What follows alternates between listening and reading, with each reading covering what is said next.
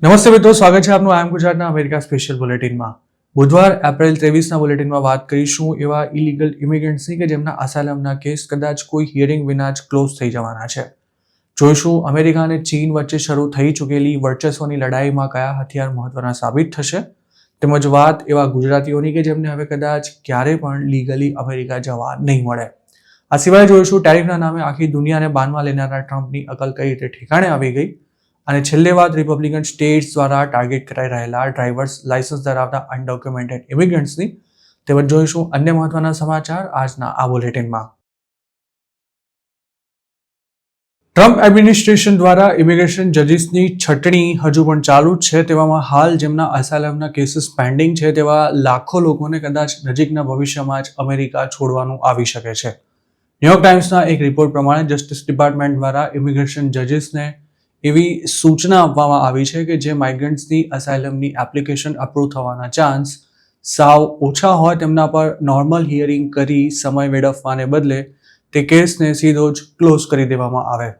હાલની સિસ્ટમ પ્રમાણે અસાયલમનો એક કેસ ક્લિયર કરવામાં વર્ષો લાગી જાય છે, જેથી જેમનું અસાયલમ અપ્રૂવ થવાના ચાન્સ ઓછા છે તે લોકો પણ સિસ્ટમનો ફાયદો ઉઠાવી અમેરિકામાં વર્ષોના વર્ષો કાઢી નાખતા હોય છે. જસ્ટિસ ડિપાર્ટમેન્ટે ઇમિગ્રેશન જજીસને જે સૂચના આપી છે તેનું પાલન કરવા માટે તેમના પર એક રીતે કહીએ તો પ્રેશર પણ છે, કારણ કે પોતાના કહ્યા અનુસાર કામ ન કરનારા અનેક જજીસને ટ્રમ્પ સરકાર ઘર ભેગા કરી ચૂકી છે અને કરી પણ રહી છે. તેવામાં જો આ સૂચનાનો અમલ ન થયો તો કોઈ પણ જજ સામે સરકાર એક્શન લઈ શકે છે. આમ તો આ બાબત એપ્રિલ મહિનાની 11મી તારીખથી જ અમલી બની ચૂકી છે, જેમાં સ્પષ્ટ શબ્દોમાં જણાવાયું છે કે જે ઇમિગ્રન્ટ પાસે તેના અસાયલમના દાવાને સપોર્ટ કરતા કોઈ પુરાવા જ નથી તેમના કેસમાં હિયરિંગ કરવાની પણ કોઈ જરૂર નથી. હાલ ટ્રમ્પ સરકાર મેક્સિકો બોર્ડર પરથી પકડાયેલા લોકોને કોર્ટ સમક્ષ રજૂ કર્યા વિના જ ડિપોર્ટ કરી રહી છે અને હવે જે લોકો ભૂતકાળમાં ઇલીગલી યુએસ આવી હાલ અસાયલમનો કેસ કર્યા બાદ વર્ક પરમિટ અને સોશિયલ સિક્યોરિટી નંબર લઈને બેઠા છે તેમને પણ હવે ગમે ત્યારે ઘર ભેગા કરી શકાય તેમ છે. સૂત્રોનું માનીએ તો અત્યાર સુધી અસાયલમના કેસમાં લોકો એટર્ની હાયર નથી કર્યો કે પછી પુરાવા સબમિટ કરવામાં વધુ સમય જોઈશે તેવા બહાના કરી નવી મુદત લઈ લેતા હતા અને મોટાભાગે તેમને 2-4 મહિનાથી લઈને 1-2 વર્ષ સુધીની મુદત મળી પણ જતી હતી. પરંતુ ટ્રમ્પ સરકાર હવે આ લાલિયાવાડી બંધ કરી દેવા માંગે છે. જસ્ટિસ ડિપાર્ટમેન્ટે ઇમિગ્રેશન કોર્ટ્સને જે સૂચના આપી છે તેનાથી જજોની સંખ્યા વધાર્યા વિના જ અનેક કેસીસને બારોબાર બંધ કરી દઈ બેકલોગમાં ઘટાડો કરી શકાશે. હાલ ઇમિગ્રેશન કોર્ટ્સમાં પેન્ડિંગ કેસોની સંખ્યા 40 લાખ જેટલી થાય છે. ટ્રમ્પના આવ્યા બાદ ભલે ઇલીગલી આવતા લોકોની સંખ્યા ઘટી ગઈ હોય, પરંતુ જે લોકો પહેલેથી કોઈ સ્ટેટસ વિના અમેરિકામાં રહેતા હતા તેમણે અસાયલમના કેસ કરવાનું શરૂ કરતા આ બેકલોગ વધી રહ્યો છે. ઇમિગ્રેશન કોર્ટ્સના કામકાજ પર નજર રાખતી એક્ઝિક્યુટિવ ઓફિસ ફોર ઇમિગ્રેશન રિવ્યુના એક્ટિંગ ડિરેક્ટર સરસે ઓવાને આ અંગે ઇસ્યુ કરેલા એક મેમોમાં એવું જણાવ્યું હતું કે કોર્ટ્સે પોતાની સમક્ષ પેન્ડિંગ રહેલા કેસોનું કાર્યક્ષમતાપૂર્વક સંચાલન કરવું અને હાલ જે બેકલોગ સર્જાયો છે તે દર્શાવે છે કે ખરેખર આમ નથી થઈ રહ્યું. તમામ સ્ટાફ મેમ્બર્સે મોકલવામાં આવેલા આ મેમોમાં આગળ એવું પણ જણાવાયું છે કે તમામ જજીસે એવા કેસોનો તાત્કાલિક નિકાલ કરી દેવો કે જેમાં અરજદારનો દાવો મંજૂર થઈ શકે તેમ ના હોય. કોઈપણ એપ્લિકન્ટને અસાયલમ મળી શકે તેમ છે કે નહીં તે નક્કી કરવા માટે અત્યાર સુધી કોર્ટ્સ મેરિટ હિયરિંગ કરતી હતી, પરંતુ હવે આ પ્રોસેસને ફોલો કરવાને બદલે જજ સીધો જ ડિપોર્ટેશન ઓર્ડર ઇસ્યુ કરી શકશે. કોઈપણ ઇમિગ્રન્ટ અમેરિકામાં રહી શકે તેમ છે કે નહીં તે નક્કી કરવાની ઇમિગ્રેશન જજને સત્તા મળેલી છે અને આ જજીસ જસ્ટિસ ડિપાર્ટમેન્ટ હેઠળ કામ કરે છે. તેમજ તેમની કાર્યપદ્ધતિ ફેડરલ કોર્ટ્સ કરતાં અલગ હોવાથી તેઓ સ્વતંત્ર રીતે કામ નથી કરી શકતા. તેમજ ડીઓજે એટલે કે ડિપાર્ટમેન્ટ ઓફ જસ્ટિસ દ્વારા અપાયેલી સૂચનાનું પાલન કરવા માટે દરેક ઇમિગ્રેશન જજીસ બંધાયેલા છે. ટ્રમ્પ સરકાર જે સ્કેલ પર માસ ડિપોર્ટેશન કરવા માંગે છે તેમાં તેને કાયદાકીય બાબતો જ નડતરરૂપ બની રહી છે, જેમાં ખાસ તો અસાયલમનો કેસ કરનારા ઇમિગ્રન્ટ્સને ડિપોર્ટેશન સામે મળેલું પ્રોટેક્શન છે. જ્યાં સુધી તેમનો કેસ પૂરો ના થાય ત્યાં સુધી સરકાર તેમને ડિપોર્ટ નથી કરી શકતી અને મોટાભાગના કેસમાં તેમાં વર્ષો નીકળી જતા હોય છે.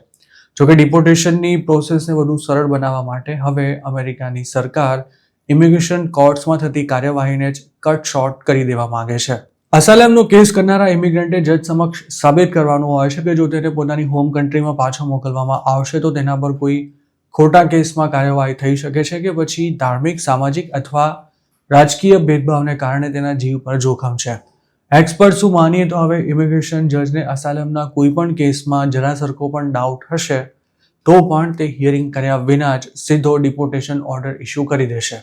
જોકે તેની સીધી અસર ખોટી સ્ટોરીઝ રજૂ કરીને અસાયલમ માંગનારા ગુજરાતીઓ પર પડી શકે છે, કારણ કે મોટાભાગના લોકોએ એક જેવી જ સ્ટોરી કહીને અસાયલમના કેસ કરેલા છે, જેમાં તેમણે સત્તા પક્ષથી પોતાના જીવને જોખમ હોવાની વાર્તા કરી છે.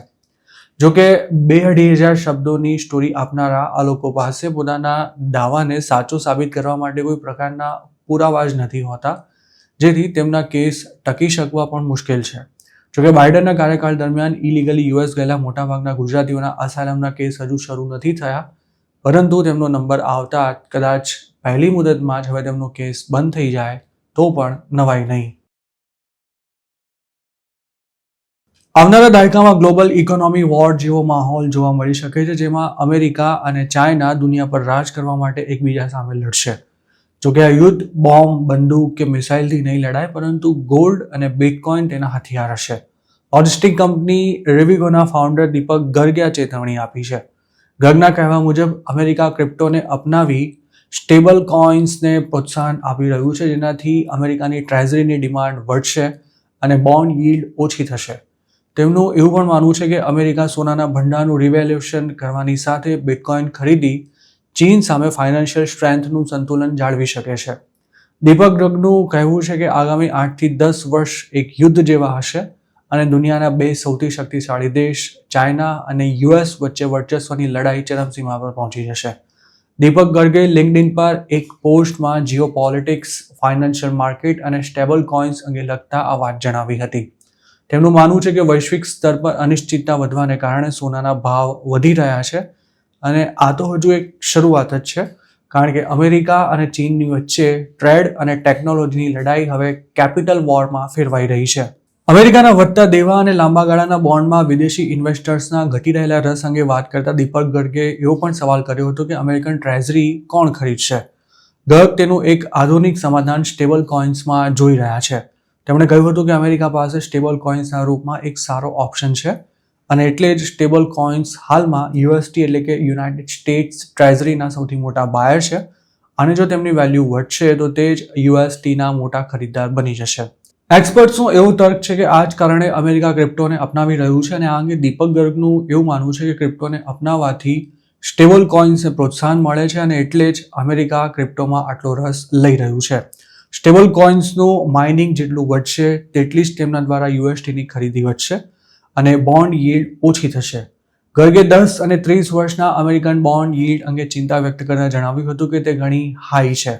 તેમનું માનવું છે કે તેનાથી ભારતની જેમ મોર્ગેજ સંકટ આવી શકે છે, પરંતુ સ્ટેબલ કોઇન્સ ઝડપથી વધશે તો તે તેનો ઉકેલ બની શકે છે.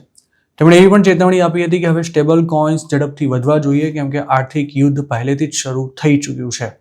ગર્ગે એમ પણ કહ્યું હતું કે જો અમેરિકા પોતાના સોનાના ભંડારનું રિવેલ્યુએશન કરશે તો તેને પોતાની બેલેન્સ શીટમાં ખરબો ડોલર્સનો હેડરૂમ મળી રહેશે અને તેનાથી તે વધુ ડોલર્સ છાપી શકે તેમ છે અને બિટકોઇન પણ ખરીદી શકે છે.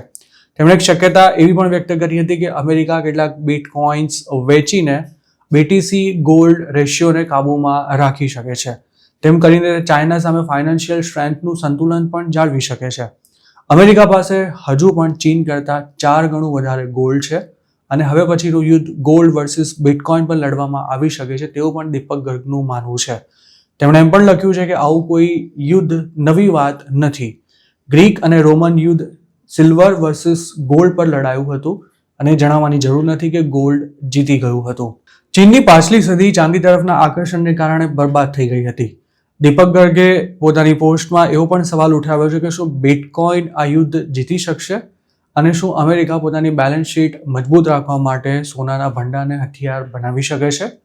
ઉલ્લેખનીય છે કે તાજેતરમાં જ એક રિપોર્ટ સામે આવ્યો હતો જેમાં એવું જણાવાયું હતું કે ચીન તેનો સોનાનો ભંડાર વધારી રહ્યું છે.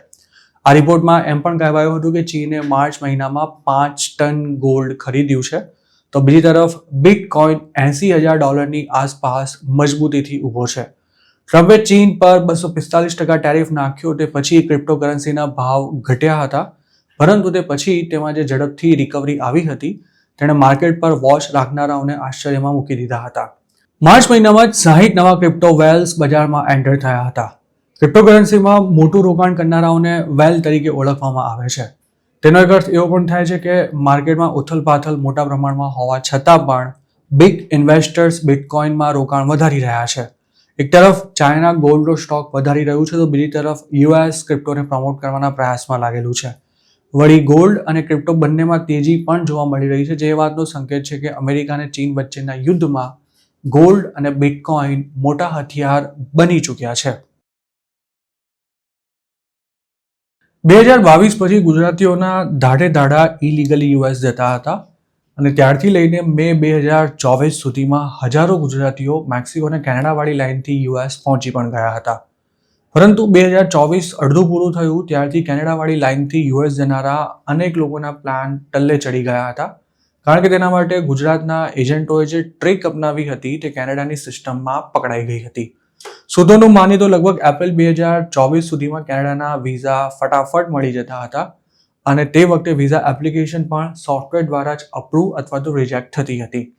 આ સિસ્ટમનો મિસયુઝ કરીને એજન્ટોએ કેટલાય પેસેન્જર્સને કેનેડા ઉતાર્યા બાદ બોર્ડર ક્રોસ કરાવી દબાઈને રૂપિયા છાપી પણ લીધા હતા અને તેમના જ ભરોસે બીજા કેટલાય લોકો ઇલીગલી અમેરિકા જવા એજન્ટોની ઓફિસમાં આંટાફેરા પણ કરતા થઈ ગયા હતા. જોકે એપ્રિલ મે 2024 પછી કેનેડાએ અનેક ગુજરાતીઓની વિઝા એપ્લિકેશન રિજેક્ટ કરી નાખી હતી, પરંતુ આવા લોકોને પોતાની એપ્લિકેશન રિજેક્ટ કેમ થઈ છે તેની કોઈ વિગતો એજન્ટો પાસેથી નહોતી મળતી અને ન તો તેમની સાથે ઓનલાઈન એપ્લિકેશનના આઈડી અને પાસવર્ડ પણ શેર કરવામાં આવતા હતા. કેનેડાના વિઝા ના મળે તો એજન્ટો ગમે તેવા કારણો આપીને ક્લાયન્ટને સમજાવી પટાવી ઘરે મોકલી દેતા હતા, પરંતુ હાલની તારીખે પણ આવા સેંકડો ગુજરાતીઓ યુએસ અથવા કેનેડાના વિઝા લેવા માટે મથી રહ્યા છે, પણ તેમની એપ્લિકેશન અપ્રૂવ નથી થઈ રહી. આવું આખરે કેમ થઈ રહ્યું છે, તેની પાછળનું શું કારણ છે, તેની કેટલીક ચોંકાવનારી વિગતો આઈ એમ ગુજરાતને પ્રાપ્ત થઈ છે અને તેનો ભોગ બનેલા કદાચ હજારો નહીં તો સેંકડો ગુજરાતીઓ માટે હવે આખી જિંદગી લીગલી અમેરિકા જવાની તમામ શક્યતા પર પૂર્ણ વિરામ મુકાઈ ગયું છે. એજન્ટોના ભરોસે જે પણ ગુજરાતીઓ 2022 થી 2024ના ગાળામાં કેનેડા જવાના હતા તેમનો અલ્ટિમેટ ગોલ તો ત્યાંથી ક્રોસિંગ કરી અમેરિકામાં ઘૂસવાનો જ હતો અને હાલ પણ છે. જોકે કેનેડાના જ વિઝા ન મળી રહ્યા હોવાથી અને પોતાની અગાઉની એપ્લિકેશન કેમ રિજેક્ટ થઈ હતી તેનું કારણ શોધવા મથી રહેલા અને ગુજરાતીઓ હાલ પોતાની જૂની એપ્લિકેશન્સની કેપ્સ નોટ અથવા સાદી ભાષામાં કહીએ તો ફાઇલનો ડેટા મંગાવી રહ્યા છે. આખી દુનિયામાં કેનેડા એકમાત્ર એવો દેશ છે કે જે વિઝા માટે અપ્લાય કરનારાને કેપ્સ નોટ આપે છે, જેમાં વિઝા ફોર્મમાં ભરવામાં આવેલી વિગતો ઉપરાંત વિઝા રિજેક્ટ થયાનું કારણ પણ જણાવાયું હોય છે. જોકે આ કેપ્સ નોટની એપ્લિકેશન IRCC દ્વારા ઓથોરાઇઝડ હોય તેવા એટર્ની કે પછી કેનેડિયન સિટીઝન અથવા PR મારફતે જ સબમિટ કરી શકાય છે, જેની ફી $10 થી $15 જેટલી જ હોય છે, પરંતુ હાલ કેનેડામાં પ્રેક્ટિસ કરતા વકીલો આ સામાન્ય કામ માટે પણ 10 થી 15 હજાર રૂપિયા ફી વસૂલી રહ્યા છે. તેના દ્વારા મેળવાયેલી કેપ્સ નોટમાં ગુજરાતીઓને પોતાના વિઝા રિજેક્ટ થયાના ચોંકાવનારા કારણો જાણવા મળી રહ્યા છે અને તેમાં મોટાભાગના લોકોને તો વિઝા રિજેક્ટ કરવા ઉપરાંત કેનેડા આવવા પર 5 વર્ષનો બેન પણ મૂકી દેવામાં આવ્યો છે. એજન્ટ દ્વારા કરાયેલા એક રીતે કહીએ તો આ ફ્રોડનો ભોગ બનેલા ગુજરાતીઓની કેનેડાની વિઝા એપ્લિકેશન ઓનલાઈન સબમિટ કરતી વખતે તેમાં પાસપોર્ટની સોફ્ટ કોપીમાં ફોટોશોપ મારફતે યુએસનું ફેક વિઝા સ્ટીકર લગાવવામાં આવતું હતું અને જ્યારે સ્ટેમ્પિંગ માટે ઓરિજિનલ પાસપોર્ટ જમા કરાવવાનો થાય ત્યારે એજન્ટો તેમાં ડુપ્લિકેટ સ્ટીકર ચોંટાડી દેતા હતા અને અમુક કેસમાં તો આમ કરવાની પણ કોઈ જરૂર નહોતી પડતી. ટેકનિકલી જોવા જઈએ તો જે વ્યક્તિ પાસે અમેરિકાના વિઝા હોય તેને કેનેડા ઇલેક્ટ્રોનિક ટ્રાવેલ ઓથોરાઇઝેશન એટલે કે ETA આપી દે છે. મતલબ કે જો તમારી પાસે યુએસના વેલિડ વિઝા હોય તો કેનેડાના વિઝા સાવ આસાનીથી મળી જાય છે અને મે 2024 પહેલાં કેનેડાના વિઝા સોફ્ટવેરથી જ ઇસ્યુ થતા હોવાથી ફેક યુએસ વિઝા સ્ટીકરવાળી ગેમ મોટા પાયે ચાલતી હતી, જેની સાથે ફેક અરાઇવલ અને ડિપાર્ચરના સ્ટેમ્પ્સ પણ લગાવાતા હતા અને કેનેડાનો વિઝા સ્ટેમ્પ લાગેલો પાસપોર્ટ ડિલિવર્ડ થઈ જતાં જ એજન્ટો કેમિકલથી અમેરિકાનું ડી વિઝા સ્ટીકર કાઢી નાખતા હતા.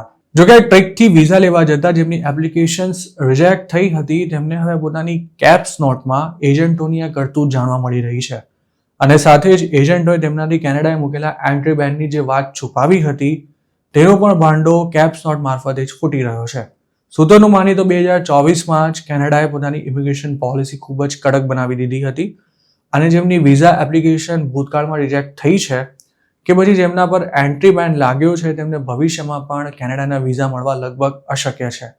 એટલું જ નહીં, કેનેડાના ઇમિગ્રેશનનો ડેટા અમેરિકા સાથે પણ શેર થાય છે અને આ પ્રકારની ગોબાચારી જેના પાસપોર્ટ પર થઈ છે તેને પ્રોફાઇલ ગમે તેટલી મજબૂત હોવા છતાં પણ કદાચ જિંદગીમાં ક્યારેય અમેરિકાના વિઝા પણ નહીં મળી શકે. સૂત્રોનું માનીએ તો કાંડનો ભોગ બનેલા ગુજરાતીઓનો આંકડો કલ્પના પણ ન કરી શકાય તેટલો મોટો છે. આમ તો ફેક વિઝા સ્ટીકર અને હમશકલના પાસપોર્ટ પર પણ એજન્ટો પેસેન્જર્સને કેનેડા ઉતારી દેતા હતા, પરંતુ છેલ્લા 4-5 મહિનાથી આ ગેમ પણ બંધ થઈ ગઈ છે. એજન્ટો દ્વારા કરાતી આ પ્રકારની છેતરપિંડીથી બચવું હોય તો કોઈ ચીલાચાલુ વ્યક્તિને કામ સોંપવાને બદલે પ્રોફેશનલ કન્સલ્ટન્ટ્સની સલાહ લેવી વધુ બહેતર છે. આ 2 નંબરી ધંધો જોરદાર ચાલતો હતો ત્યારે ગુજરાતમાં ઠેક ઠેકાણે એજન્ટો ફૂટી નીકળ્યા હતા, પરંતુ ટ્રમ્પના આવ્યા બાદ ઘણા એજન્ટોએ આ જૂનો ધંધો છોડી જમીન લેવેચનો ધંધો ચાલુ કરી દીધો છે. કેટલાકે ટ્રાવેલ એજન્સીઝ ખોલી દીધી છે તો અમુક ડફોર ટાઈપના લેભાગુ એજન્ટો જ્યુસ વેચતા પણ થઈ ગયા છે. ટેરિફ બોમ્બ ઝીકીને આખી દુનિયાને પોતાની મુઠ્ઠીમાં કરવા નીકળેલા ડોનાલ્ડ ટ્રમ્પને ધીરે ધીરે હવે વાસ્તવિકતાનું ભાન થઈ રહ્યું હોય તેમ લાગી રહ્યું છે. બીજા શબ્દોમાં કહીએ તો ચીને કદાચ ટ્રમ્પની અકલ ઠેકાણે લાવી દીધી છે, કારણ કે હવે ટાઢા પડેલા ટ્રમ્પ ટેરિફ વિશે અચાનક જ ડાઈ વાતો કરવા લાગ્યા છે. અમેરિકાના પ્રેસિડેન્ટે વિવિધ દેશો પર રેસિપ્રોકલ ટેરિફ લગાવ્યા બાદ યુ ટર્ન લઈ ચાઇના સિવાયના તમામ દેશો પરના ટેરિફને 90 દિવસ મુલતવી રાખવાની જાહેરાત કરી હતી. જોકે ત્યારબાદ યુએસ અને ચાઇના વચ્ચેનું ટેરિફ વોર વધુ ઉગ્ર બન્યું હતું અને ચીને તેનો જડબાતોડ જવાબ આપતા છંછેડાયેલા ટ્રમ્પે ચીનથી આવતા માલ સામાન પરનો ટેરિફ વધારીને 245% સુધી કરી નાખ્યો હતો.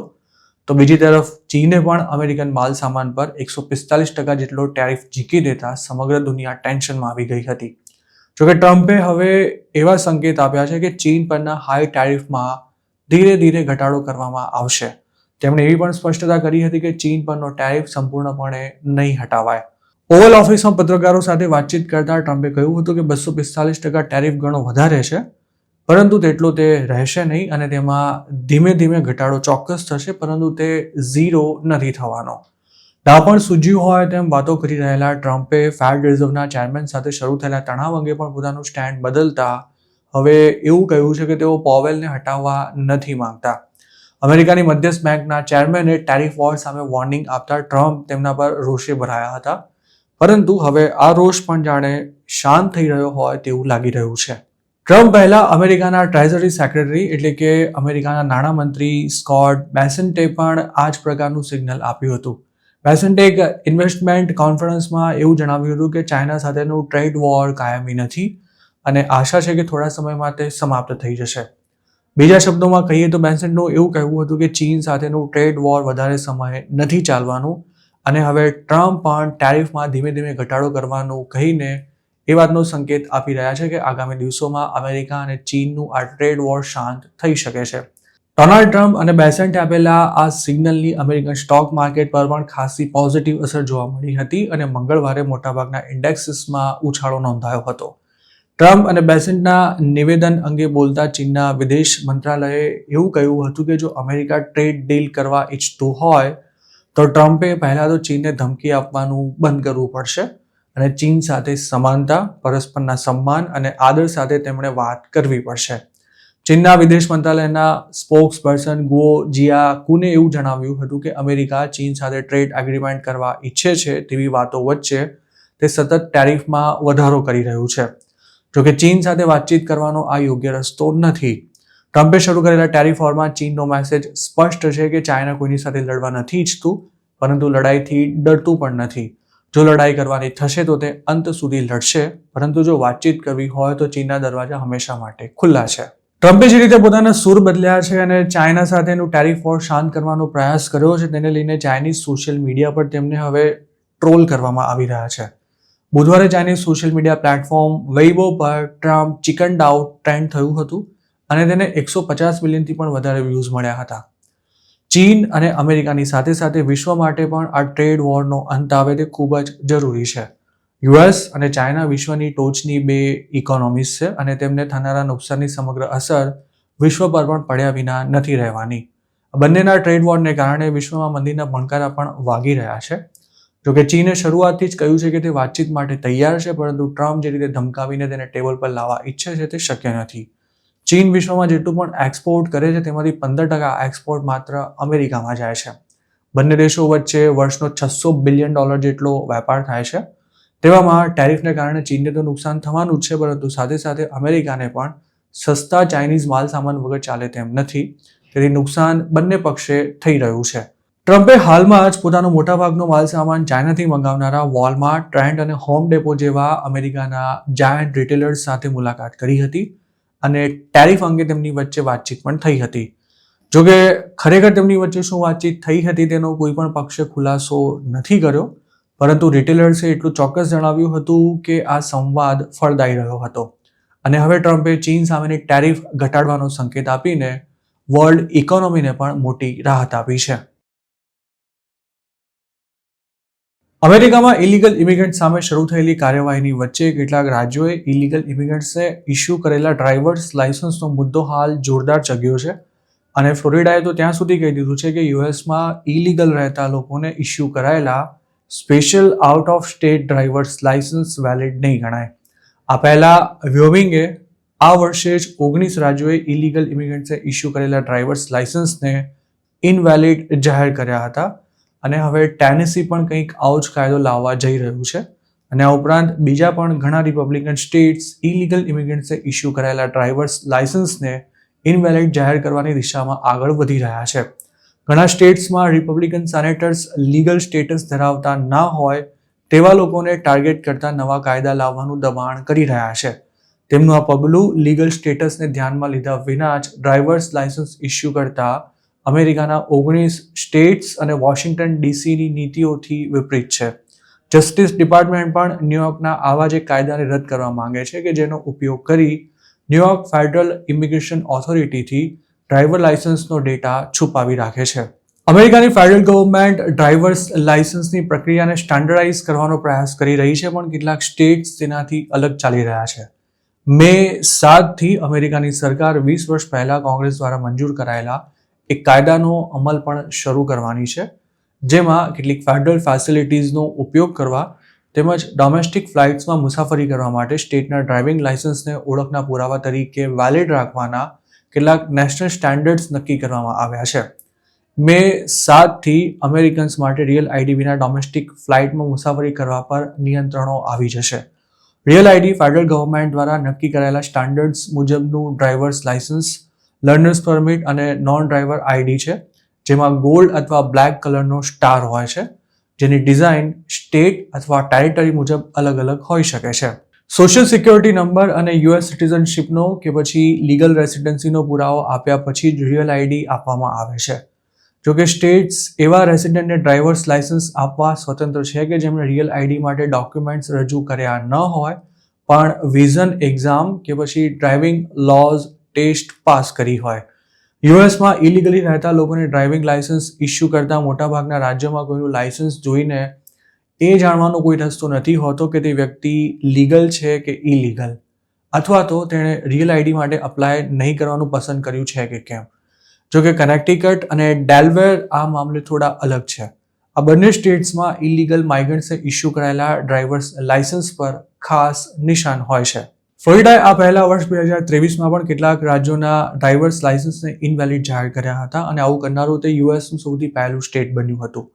અનડોક્યુમેન્ટેડ માઇગ્રન્ટ્સ માટે એક્સક્લુઝિવલી ઇસ્યુ કરાયેલા લાયસન્સ હોલ્ડર્સ કે અમેરિકામાં કાયદેસર રહેતા હોવાનો પુરાવો નહીં આપનારા ફ્લોરિડામાં વાહન ચલાવતા ઝડપાય તો તેમને પેનલ્ટી અને જેલની સજાની પણ જોગવાઈ કરવામાં આવી હતી. જોકે આ નિયમની ખાસ અસર નહોતી પડી, કેમ કે માત્ર કનેક્ટિકટ અને ડેલવેર સ્ટેટના લાયસન્સ પરથી જ તે વ્યક્તિ ઇલીગલ છે કે લીગલ તે જાણી શકાય છે. વ્યોમિંગ અને ટેનેસી ઉપરાંત રિપબ્લિકનની સત્તા ધરાવતા લગભગ અડધો ડઝન સ્ટેટ્સ પણ ઇલીગલ ઇમિગ્રન્ટ્સને અન્ય રાજ્યોએ આપેલા ડ્રાઈવર્સ લાયસન્સને ઇનવેલિડ કરવાનો કાયદો લાવવાનું વિચારી રહ્યા છે. આવો કાયદો એલેબામા, મોન્ટાના અને ન્યૂ હેમ્પશાયરમાં ઓછામાં ઓછી એક ચેમ્બરમાં પસાર પણ થઈ ચૂક્યો છે, તેમજ નોર્થ ડકોટા, ઓક્લાહોમ અને સાઉથ કેરોલાઇનામાં પણ આવો કાયદો લાવવાની તૈયારી શરૂ કરી દેવાઈ છે. અમેરિકાની ઇમિગ્રેશન કોર્ટ્સમાં 40 લાખ જેટલા કેસીસ પેન્ડિંગ પડ્યા છે, ત્યારે ટ્રમ્પ એડમિનિસ્ટ્રેશને વધુ 8 ઇમિગ્રેશન જજીસની હકાલપટ્ટી કરી દીધી છે. હવે મેસેચ્યુસેટ્સ, કેલિફોર્નિયા અને લ્યુઝિયાનાની ઇમિગ્રેશન કોર્ટ્સમાં છટણીનો નવો રાઉન્ડ શરૂ થયો છે, જેમાં ઓછામાં ઓછા 8 ઇમિગ્રેશન જજીસને એપ્રિલ 22ના રોજ તેમની જોબ ટર્મિનેટ કરી દેવાની નોટિસ આપવામાં આવી હતી. આ મામલાથી પરિચિત 2 સૂત્રોએ પોતાની ઓળખ જાહેર ન કરવાની શરતે આ વાત જણાવી હતી. જોકે જે જજીસને નોટિસ મળી છે તેમને શા માટે નોકરીમાંથી કાઢી મૂકવામાં આવ્યા છે તેનું કોઈ ચોક્કસ કારણ આપવામાં નથી આવ્યું. આ જજીસ એક્ઝિક્યુટિવ ઓફિસ ફોર ઇમિગ્રેશન રિવ્યુમાં 2 વર્ષના પ્રોબેશનરી પીરિયડ પર હતા અને તેમનો પ્રોબેશનરી પીરિયડ ટૂંક સમયમાં જ પૂરો થવાનો હતો. EOIR જસ્ટિસ ડિપાર્ટમેન્ટનો જ એક હિસ્સો છે જે ઇમિગ્રેશન કોર્ટ્સનું સંચાલન કરે છે. ટ્રમ્પ સરકારે અત્યાર સુધીમાં અલગ અલગ ફેડરલ એજન્સીઝમાં કામ કરી રહેલા હજારો પ્રોબેશનરી કર્મચારીઓને હાંકી કાઢ્યા છે. જોકે જજીસને કાઢી મૂકવાને કારણે તેમની આકરી ટીકા થઈ રહી છે.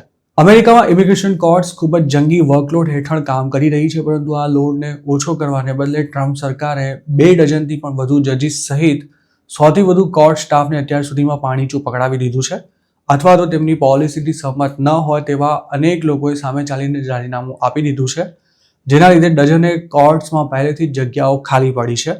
ત્યારે આ નવી છટણી કેસોનો બેકલોગ વધારી શકે છે. આ અંગે ઇમિગ્રેશન લો એક્સપર્ટ્સ એવી ચેતવણી આપી રહ્યા છે કે સિસ્ટમ પહેલેથી જ મોટા બેકલોગનો સામનો કરી રહી છે અને આ પ્રકારની છટણીથી તેમાં જંગી વધારો થશે. અમેરિકામાં એક ઇમિગ્રેશન જજ વર્ષમાં એવરેજ 500થી 600 કેસીસના રિવ્યૂ કરે છે. તેમ છતાં 2024ના અંતિમ ક્વાર્ટર સુધીમાં યુએસમાં 4 મિલિયન ઇમિગ્રેશન કેસીસ પેન્ડિંગ હતા, જેમાં 1.5 મિલિયન કેસ અસાઇલમને લગતા હતા. ટ્રમ્પે પોતાની પહેલી ટર્મ દરમિયાન ઇમિગ્રેશન જજીસને વર્ષમાં કેટલા કેસીસ ક્લોઝ કરવાના છે તેનો ટાર્ગેટ આપ્યો હતો. સેકન્ડ ટર્મમાં તેમણે હજુ સુધી આવું કંઈ કર્યું નથી, પરંતુ બેફામ ચટણીઓ કરીને અને ખાસ તો બાઇડનના કાર્યકાળમાં નિયુક્ત થયેલા જજીસને ઘર ભેગા કરી ટ્રમ્પ એવો મેસેજ આપી રહ્યા છે કે તેમના પ્લાન અનુસાર માસ ડિપોર્ટેશનને સપોર્ટ કરવા કામગીરી ન કરનારા જજ માટે નોકરી ટકાવી રાખવી મુશ્કેલ બની જશે. માસ ડિપોર્ટેશનમાં પોતાનો એજન્ડા લાગુ કરવા માટે ટ્રમ્પે એલિયન એનિમીઝ એક્ટ અમલમાં મૂક્યો હતો, જેના પર સુપ્રીમ કોર્ટે નિયંત્રણો મૂકી દીધા. ટ્રમ્પે દેશની સર્વોચ્ચ અદાલતને પણ ટાર્ગેટ કરી હતી, તેમજ એલ સાલ્વાડોરની જેલમાં મોકલી દેવાયેલા એક ઇલીગલ ઇમિગ્રન્ટને પાછો લાવવાનો ઓર્ડર આપનારા ફેડરલ જજની હકાલપટ્ટી કરી દેવાની પણ ટ્રમ્પે જ માંગ કરી હતી. Office of the chief immigration જજના ડેટા અનુસાર યુએસમાં 700 ઇમિગ્રેશન જજીસ અને 71 ઇમિગ્રેશન કોર્ટ્સ તેમજ 3 એડ્યુડિક્શન સેન્ટર્સ આવેલા છે. જો એક જજ વર્ષના 600 જેટલા કેસીસનો નિકાલ કરે તો પણ 700 જજ ભેગા થઈને વર્ષના 4.20 લાખ જેટલા કેસ જ પતાવી શકે તેમ છે અને આ ઝડપે પણ હાલનો બેકલોગ ક્લિયર થવામાં 10 વર્ષથી પણ વધુ સમય લાગી શકે છે. ટ્રમ્પે આ જ બાબતનો ઉલ્લેખ કરતા તાજેતરમાં જ પોતાની social networking site truth social પર કરેલી પોસ્ટમાં જણાવ્યું હતું કે ડિપોર્ટેશનને પાત્ર ઠરતા દરેક ઇમિગ્રન્ટ્સને ટ્રાયલનો હક ન આપી શકાય અને જો સરકાર તેમ કરવા જશે તો 200 વર્ષમાં પણ માસ ડિપોર્ટેશન પૂરું નથી થવાનું. ટ્રમ્પે કોર્ટની કોઈ કાર્યવાહી વિના જ હાલમાં 1500થી વધુ ઇન્ટરનેશનલ સ્ટુડન્ટ્સના વિઝા રિવોક કરી દીધા હતા, પરંતુ તેની સામે 100થી વધુ સ્ટુડન્ટ્સે કોર્ટમાં કેસ કરતા સરકારના આ નિર્ણય પર હંગામી રોક લગાવી દેવાઈ હતી. ટ્રમ્પ માસ ડિપોર્ટેશન અને વિઝા કેન્સલ કરવાની કાર્યવાહીમાં કોર્ટની કોઈ દખલ નથી ઈચ્છતા અને જો આ અંગેનો કોઈ પણ કેસ કોર્ટમાં જાય તો પણ કોર્ટ સરકારનો પક્ષ લે તેવી તેમની માંગ છે અને એટલે જ તેઓ કોર્ટ્સ અને જજીસને અવારનવાર સીધા ટાર્ગેટ કરી રહ્યા છે. સમગ્ર અમેરિકામાં હાલ મોટાપાયે ઇમિગ્રેશન એન્ફોર્સમેન્ટ ચાલી રહ્યું છે, ત્યારે ગુજરાતીઓની સારી એવી વસ્તી ધરાવતા વર્જિનિયામાં 500 ઇલીગલ ઇમિગ્રન્ટ્સની ધરપકડ કરવામાં આવી હોવાની જાહેરાત સ્ટેટના ગવર્નર ગ્લેન યંગકિન દ્વારા કરવામાં આવી છે. અનડોક્યુમેન્ટેડ ઇમિગ્રન્ટ્સને પકડવા માટે સ્ટેટમાં the Virginia homeland security task force પણ બનાવવામાં આવી છે, જેના દ્વારા ફેબ્રુઆરી 25ના રોજ ઇમિગ્રેશન એન્ફોર્સમેન્ટ શરૂ કરવામાં આવ્યું હતું અને તેના હેઠળ અત્યાર સુધીમાં કુલ 521 ઇલીગલ ઇમિગ્રન્ટ્સને અરેસ્ટ કરવામાં આવ્યા છે. વર્જિનિયામાં છેલ્લા લગભગ 2 મહિનામાં જે અનડોક્યુમેન્ટેડ ઇમિગ્રન્ટ્સ અરેસ્ટ થયા છે તેમાં 132 લોકો MS-13 અને ટ્રેન ડી અરાગુઆ જેવી ક્રિમિનલ ગેંગ્સ ઉપરાંત અન્ય ઓર્ગેનાઇઝ્ડ ક્રાઇમ અને ક્રિમિનલ ગેંગ સાથે સંકળાયેલા હોવાનો સરકારનો દાવો છે. વર્જિનિયાના ગવર્નરે સ્ટેટની ટાસ્ક ફોર્સ દ્વારા હાથ ધરાયેલી કામગીરીની સરાહના કરતા એવું જણાવ્યું હતું કે તેમના પ્રયાસોને કારણે 130 ગેંગ મેમ્બર્સ સહિતના 500થી વધુ ક્રિમિનલ ઇલીગલ એલિયન્સને વર્જિનિયાની સ્ટ્રીટ્સમાંથી દૂર કરી શકાયા છે, તેમજ હાલ આ તમામ લોકો સામે કાયદાકીય કાર્યવાહી ચાલી રહી છે. વર્જિનિયા અને ફેડરલ ગવર્મેન્ટ દ્વારા બનાવાયેલી આ ટાસ્ક ફોર્સમાં 200થી વધુ એજન્ટ્સ કાર્યરત છે. વર્જિનિયાના ગવર્નરે તો ત્યાં સુધી જણાવ્યું છે કે સ્ટેટ દ્વારા ઇલીગલ ઇમિગ્રન્ટ સામે કાર્યવાહી કરવા જે મોડેલ અમલમાં મુકાયું છે તેને બીજા સ્ટેટ્સમાં પણ ફોલો કરાવવું જોઈએ. એફબીઆઈના ડિરેક્ટર કાશ પટેલે પણ the Virginia homeland security task ફોર્સને યુએસના દરેક સ્ટેટ માટે મોડેલ સમાન ગણાવતા કહ્યું હતું કે તેનાથી સ્ટેટ અને ફેડરલ લો એન્ફોર્સમેન્ટ એજન્સી વચ્ચે કોર્ડિનેશન વધે છે. ફેબ્રુઆરી 27ના રોજ વર્જિનિયાના ગવર્નરે એક્ઝિક્યુટિવ ઓર્ડર 47 પર સાઇન કરી હતી, જેના દ્વારા વર્જિનિયા સ્ટેટ પોલીસ અને વર્જિનિયાની તમામ જેલોને આઈસ સાથે મળીને ઇમિગ્રેશન એન્ફોર્સમેન્ટમાં સહકાર આપવા માટે આદેશ કરાયો હતો. આઈસ દ્વારા પણ આ એગ્રીમેન્ટ માત્ર 20 જ કલાકમાં અપ્રૂવ કરી દેવાયો હતો. અમેરિકાના લગભગ તમામ રિપબ્લિકન સ્ટેટ્સ માસ ડિપોર્ટેશનમાં ફેડરલ ગવર્મેન્ટની હેલ્પ કરી રહ્યા છે, જ્યારે ડેમોક્રેટિક સ્ટેટ્સ અમુક નિયંત્રણો સાથે તેમાં સપોર્ટ કરી રહ્યા છે કે પછી તેનાથી સદંતર દૂર રહ્યા છે. જેમ કે ન્યુયોર્કમાં જરૂર હોય ત્યારે લોકલ પોલીસ આઈસને મદદ કરે છે, જ્યારે શિકાગોમાં ઇમિગ્રેશનવાળાએ રેડ પાડી હોય ત્યારે લોકલ પોલીસ ત્યાં જવાનું પણ ટાળતી હોય છે. હાલમાં જ એક ડેમોક્રેટિક સ્ટેટ મેસેચ્યુસેટ્સમાં એક કાર ચાલકને અટકાવી ઇમિગ્રેશન સ્ટેટસ પૂછ્યા બાદ તેની ધરપકડ કરી લેવાતા તેની પત્નીએ લોકલ પોલીસને ફોન કર્યો હતો, પરંતુ પોલીસે ફેડરલ ગવર્મેન્ટની મેટર હોવાથી વચ્ચે પડવાનો ઇનકાર કરી દીધો હતો. આ ઉપરાંત પ્રેસિડેન્ટ ટ્રમ્પ અને ટોમ હોમન પણ ડેમોક્રેટિક સ્ટેટ્સ આઈસને સપોર્ટ ના કરતા હોવાનો આરોપ મૂકી તેમની સામે કાયદાકીય કાર્યવાહી હાથ ધરવાની ધમકી આપતા રહ્યા છે. જોકે એક હકીકત એ પણ છે કે ટ્રમ્પ સરકારે અત્યાર સુધી સૌથી વધુ ઇલીગલ ઇમિગ્રન્ટ્સને ડેમોક્રેટિક સ્ટેટ્સમાંથી જ પકડ્યા છે. હાલમાં જ ન્યુયોર્કમાં સેંકડો લોકો આઈસની રેડમાં પકડાયા હોવાના સમાચાર પણ આવ્યા હતા. અમેરિકામાં જેમ ઇન્ટરનેશનલ સ્ટુડન્ટ્સને ટ્રાફિકના નિયમોનો ભંગ કરવા જેવા સાવ ફાલતુ કારણો આપીને ડિપોર્ટ કરાઈ રહ્યા છે, તેવી જ રીતે અનેક અનડોક્યુમેન્ટેડ ઇમિગ્રન્ટ્સને પણ આ જ પ્રકારના અલગ અલગ નોન સિરિયસ ક્રાઇમમાં આરોપી બનાવી ડિપોર્ટ કરી દેવામાં આવી રહ્યા છે. પરંતુ અમેરિકાની સરકાર તેના વિશે કોઈ સત્તાવાર માહિતી જાહેર નથી કરી રહી. આ સિવાય ટ્રમ્પ સરકાર ક્રિમિનલ્સને ડિપોર્ટ કરવાના દાવા કરે છે, પરંતુ ક્રિમિનલ્સથી વધુ ખરેખર તો નોન ક્રિમિનલ્સ પકડાઈ રહ્યા છે અને વર્જિનિયા સહિતના મોટાભાગના સ્ટેટ્સમાં આવું જ થઈ રહ્યું છે. વર્જિનિયામાં છેલ્લા 2 મહિનામાં જે 521 ઇલીગલ ઇમિગ્રન્ટ્સ પકડાયા છે તેમાં કેટલાનું કોઈ ક્રિમિનલ બેકગ્રાઉન્ડ નહોતું તેની કોઈ વિગતો ગવર્નર દ્વારા જાહેર કરવામાં પણ નથી આવી. ડોનાલ્ડ ટ્રમ્પ પ્રેસિડેન્ટ બન્યા છે ત્યારથી ઘણા લોકોનું અમેરિકા જવાનું સપનું રોળાઈ ગયું છે. હવે બોર્ડર પરથી થતું ઇલીગલ ક્રોસિંગ તો સાવ ઘટી જ ગયું છે, પરંતુ જેમને વિઝા લઈને લીગલી યુએસ જવું છે તેમના માટે પણ મુશ્કેલી વધી રહી છે. જેમની પાસે વેલિડ વિઝા છે તેવા પણ અમુક લોકોને અમેરિકા લેન્ડ થયા બાદ એરપોર્ટ પરથી જ પાછા મોકલવામાં આવી રહ્યા છે. ત્યારે યુએસમાં રહેતા પોતાના બોયફ્રેન્ડને મળવા જવા વિઝા માટે અપ્લાય કરનારી એક યુવતીનું યુએસ ડ્રીમ રોળાઈ ગયું છે. આ યુવતીએ કયા સંજોગોમાં પોતાના વિઝા રદ થયા તેની માહિતી સોશિયલ મીડિયા પર શેર કરી છે. તેણે પોતાની કોઈ ઓળખ તો નથી આપી, પરંતુ તે એશિયન હોવાનું માનવામાં આવી રહ્યું છે.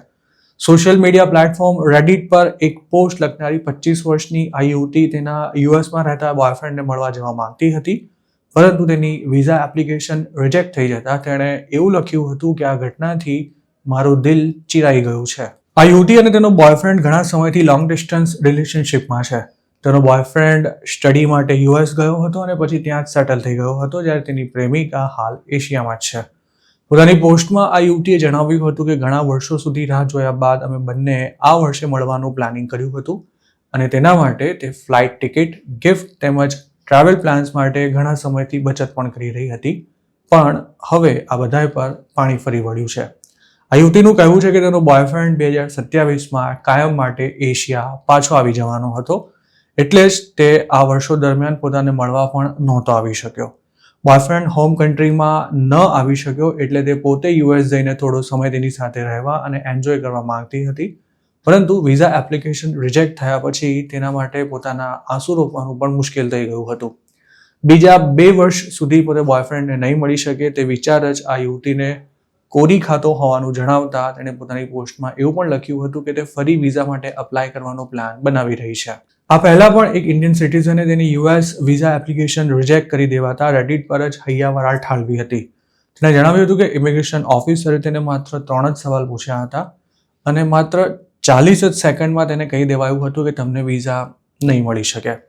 વિઝા માટે અપ્લાય કરતા વ્યક્તિની એપ્લિકેશન અપ્રૂવ કરવી કે નહીં તેના માટે વિઝા ઓફિસર કેટલીક બાબતો ખાસ ચેક કરતા હોય છે, જેમાં એપ્લિકન્ટનું તેની હોમ કન્ટ્રી સાથેનું કનેક્શન કેટલું મજબૂત છે, તે દુનિયાના કોઈ બીજા દેશોમાં ફર્યો છે કે નહીં, તેની આર્થિક સ્થિતિ કેવી છે, તેમજ અમેરિકામાં તેના પરિચિતો અથવા ફેમિલી મેમ્બર્સ રહે છે કે કેમ, તેવા મુદ્દાઓનો સમાવેશ થતો હોય છે. તેના દ્વારા એ સુનિશ્ચિત કરવામાં આવે છે કે જે વ્યક્તિ યુએસ જવા માંગે છે તે સમયસર પોતાની હોમ કન્ટ્રીમાં પાછો પણ જતો રહેશે કે નહીં.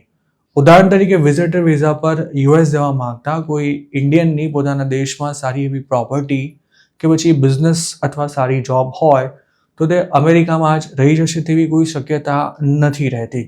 તેવી જ રીતે દુનિયાના અન્ય દેશોમાં ફરેલો વ્યક્તિ યુએસ પણ ફરવા માટે જઈ રહ્યો છે તેવું માની લેવામાં આવે છે. જોકે જેના ફેમિલી મેમ્બર્સ તેમજ પ્રેમી કે પ્રેમિકા યુએસમાં રહે છે તે વ્યક્તિ યુએસથી પાછો આવશે કે કેમ તે બાબત શંકાસ્પદ રહેતી હોવાથી આવા લોકોને વિઝા મળવાના ચાન્સ પણ ખૂબ જ ઘટી જતા હોય છે. તો મિત્રો, આ હતા અમેરિકાના આજના મુખ્ય સમાચાર. આપને જો મારી આ રજૂઆત પસંદ આવી હોય તો આ વિડીયોને લાઇક અને શેર કરવાનું તેમજ આઈ એમ ગુજરાતની યુટ્યુબ ચેનલને સબસ્ક્રાઇબ કરવાનું ભૂલશો નહીં, કારણ કે આ ચેનલ પર આપને મળશે અમેરિકામાં રહેતા ગુજરાતીઓ માટેના મહત્વના સમાચાર અને તે પણ આપની પોતાની ભાષામાં. આપ જો મારી સાથે કોઈ ટિપ શેર કરવા માંગતા હો તો આ સ્ક્રીન પર દેખાઈ રહેલા વોટ્સએપ નંબર પર પણ અમારો સંપર્ક કરી શકો છો. આપની ઓળખ ગુપ્ત રાખવામાં આવશે.